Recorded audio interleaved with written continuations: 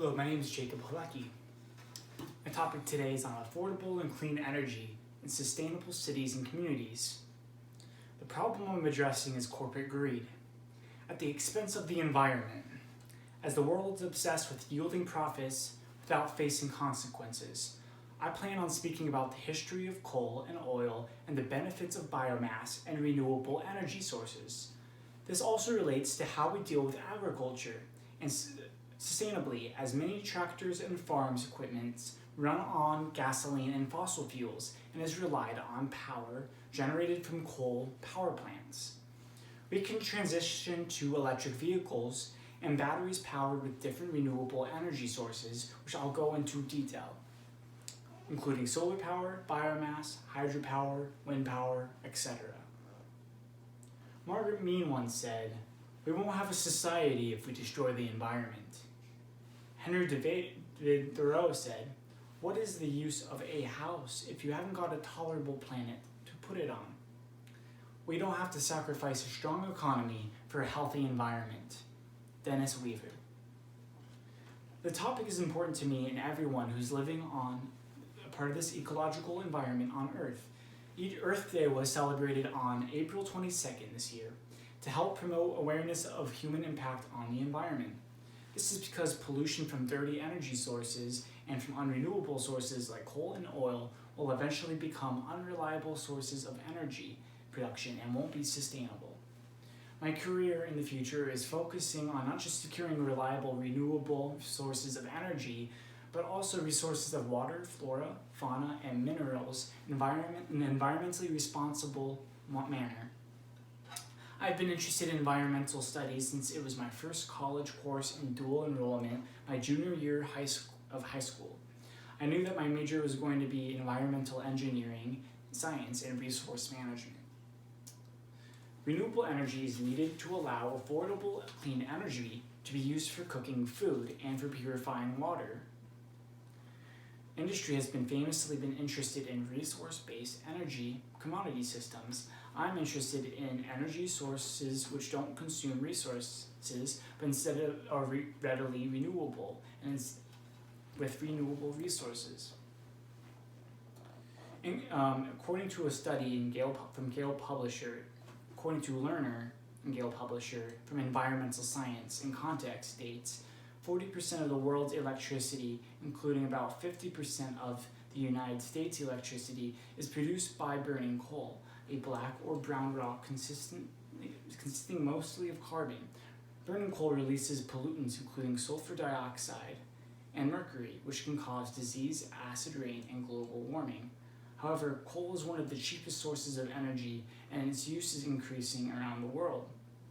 The World Coal Institute, an industry group, estimated in 2007 that at current usage levels, proven global coal reserves could last 147 years, although global usage is rising rapidly, and estimates have proven reserves have been pronounced unreliable by the US government. Mercury is a known neurotoxin, which affects how our brain works and will harm you. Acid rain destroys old marble and limestone statues and buildings, and also hastens chemical erosion of calcium carbonate, showing the significance of nature of the problem. Now, let's see, coal is only a fraction of the problem, as there's also problems from oil and natural gas fracking. According to Lerner in Environmental Science Journal, in 2006, the world was using more coal than ever, about 6.26 billion tons per year. That was 7.6% more than in 2005, and about twice as much as in 1990. As of 2005, 25% of the world primary energy, heat energy, from fuel before it was transformed into electricity, of other forms, as well as electricity produced directly from hydroelectric dams, solar cells, or windmills, was obtained from coal, 35% from oil, and 21% from natural gas, 12% from renewables, including hydropower, and 6% from nuclear power. About 90% of the coal was used for electricity generation, with most of the rest being used to provide process heat in steel and concrete manufacturing. Oil is largely used for transportation rather than generating electricity, but is still used for 35% of power. Due to the pandemic, transportation has decreased oil prices, and with the Rockefeller family, Standard Oil has been divested from oil as they are looking towards funding efforts to end our dependency on the hydrocarbon using their massive wealth and huge history of investing in hydrocarbons. They have now decided to rectify their wrongdoings and to go towards the future with renewables. Showing harms associated with the problem. The pollutants reactants from the combustion reaction of hydrocarbons are deadly, with the odorless carbon monoxide gas and carbon dioxide gas just being two famous examples. The study, according to a learner, goes on to say, when coal is burned, it releases scores of pollutants, including mercury, sulfur dioxide, which returns to Earth as acid rain, nitrogen oxides, soot particles, mercury, cadmium, uranium, and lead. According to 2007 World Bank report, air pollution from coal causes an order of 400,000 deaths in China alone. 2004 study commissioned by the environmental groups but carried by a firm employed by the U.S. Environmental Protection Agency found that burning coal contributes about 24,000 deaths per year in the United States, including over 8,000 from lung cancer. The accuracy of this later study was disputed by representatives of the coal industry. What are the causes of this problem and how does this affect us locally? According to Environmental Science Journal, toxic heavy metals can accumulate in aquatic food chains, which can have rippling effects through biomagnification, which means when accumulation of toxins occur with fish, which is lower than the food chain than a hawk, but then a hawk will get toxins from the fish due to it eating the fish in the aquatic food chain. Now, Gill states that coal's damage to the environment begins during mining. Strip mining, which supplies about 70% of the U.S. coal, annihilates existing landscapes above the area mined for coal and destroys additional area that is buried under the removed overburden, as the material covering the coal seam is termed. Now, both the shaft and strip mine sulfur from the coal dissolves into the water, now entering the streams and aquifers as sulfuric acids. Toxic heavy metals will dissolve in the acidic water and accumulate in aquatic food chains. Solid mine wastes are bulky, toxic, and often flammable, as coal mines release methane, another greenhouse gas. The increase of toxins in the food chain directly affects all life dependent on other creatures for sustenance. If you like to eat fish, but are unaware of the risks of how pollution is affecting your local river or wildlife, then you might be at risk to developing disease and ultimately death. Increase in disease will occur in animals and humans when ecosystems become toxic and changed chemically. According to Gale's research, when coal is burned, it releases scores of pollutants, including mercury, sulfur dioxide, which comes back to Earth as acid rain, nitrogen oxide, soot particles, mercury, cadmium, uranium, and lead. This causes the 400 deaths in China and the 24,000 deaths in the U.S. alone, with 8,000 being lung cancer. Now, this affects us locally, as the United States, that hits close to home, and 24,000 just in the United States alone. Imagine how many deaths worldwide and in developing countries will be. State the solution. The solution to our dependence on fossil fuels is to expand renewable energy sources and to have sustainable forestry and agriculture practices to allow biomass fuels, to explore the world of wind power, hydropower, and solar power.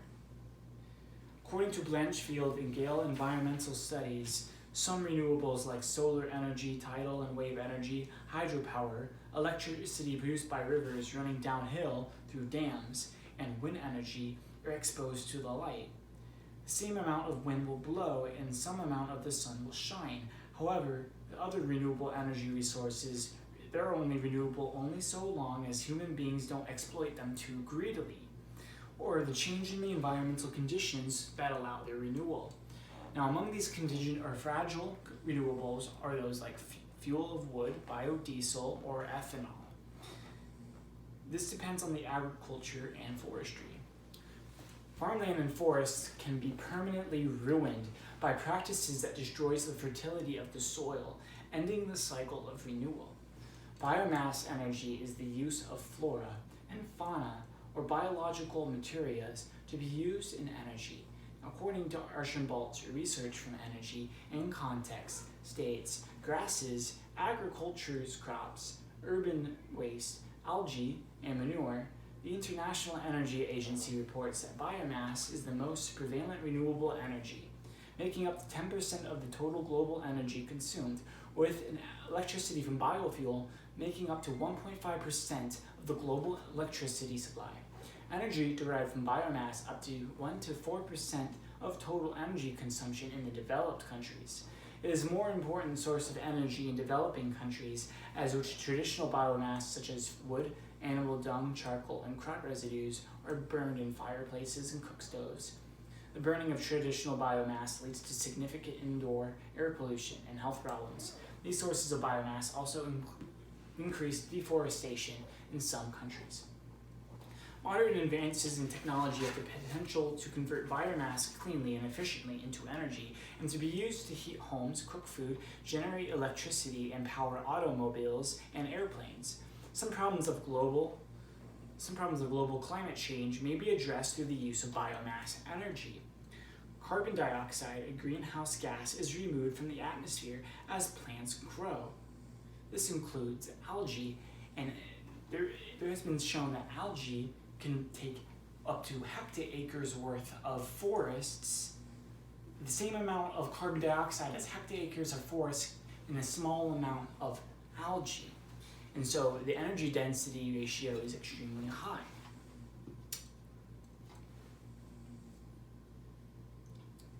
Though biomass releases CO2 when converted to energy, many scientists believe that the biomass is capable of reducing the net amount of carbon dioxide released through photosynthesis.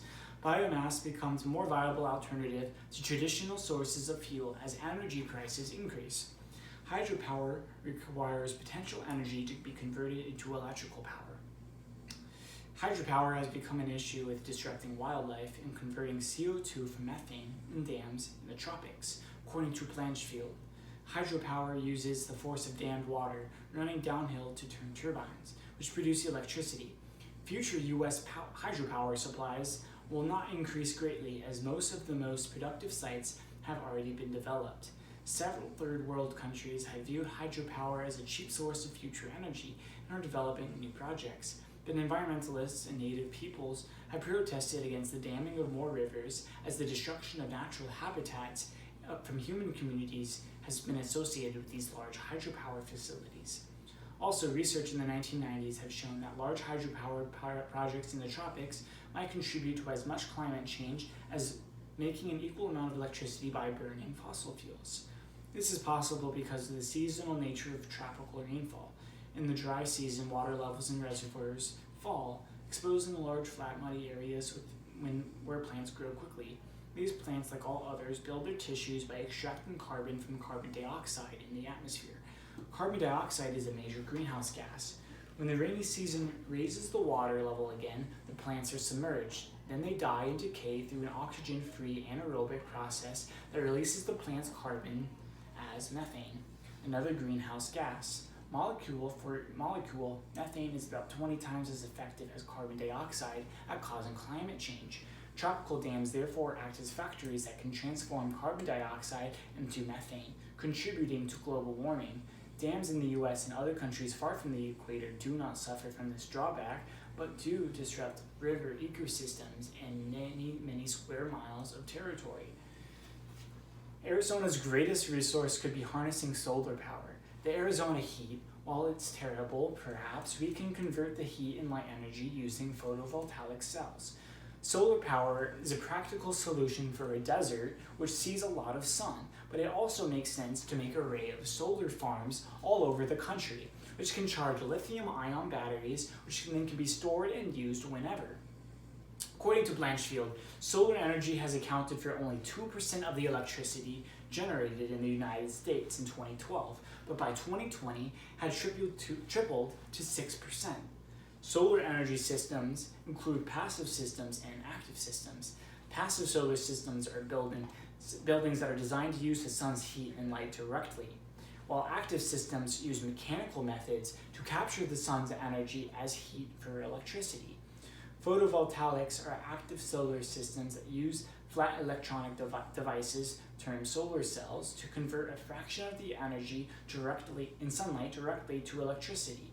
Photovoltaics' contribution to the US and world energy supply was growing rapidly in photovoltaic power in 2018, was China, with a capacity of 176,100 megawatts, followed by the United States, 62,600 megawatts, Japan, 56,000 megawatts, and Germany, 45,400 megawatts. The desirability of this solution. By reducing this input cost by adopting alternative practices, such as using renewable energy like solar power, it can power agriculture, which will be good for increasing the yields of food and preserving our resources. According to Blanchfield, an environmental encyclopedia published by Gale, because of concerns of pesticides and nitrates in groundwater, soil erosion, pesticide residues in food, pest resistance in pesticides, and the rising cost of purchase inputs needs for the conventional agriculture, many farmers have begun to adopt the alternative practices with the goals of reducing input costs, preserving the resource base, and protecting human health. This is called sustainable agriculture. Many of the components of sustainable agriculture derive from the conventional agronomic practices and livestock husbandry. Sustainable systems more deliberately integrate and take advantage of naturally occurring beneficial interactions. Sustainable systems emphasize management, biological relationships, such as between the pest and the predator, and natural processes such as nitrogen fixation, instead of chemically intensive methods. The objective is to sustain and enhance, rather than reduce and simplify, the biological interactions in which production agriculture depends, thereby reducing the harmful off-farm effects of production practices. These harmful effects include the pollution from burning fossil fuels. To reduce the harmful effects from the pollution from oil and coal, we have to understand the derivatives of oil creating plastics which litter our landfills. Now, using renewable, sustainable sources of energy like solar and wind, we can recycle solid plastic wastes to reduce pollution. According to Blanchfield, an environmental encyclopedia on recycling, states, the volume of solid waste generated in the United States have continued to increase, along with the cost of building landfills and incineration facilities. Recycling some of these materials into new uses saves existing landfill space, conserves energy and natural resources. This reduces pollution, saves tax money, and recycling can provide new jobs, create new industries, and it can contribute to the increase of the national GDP, or gross domestic product.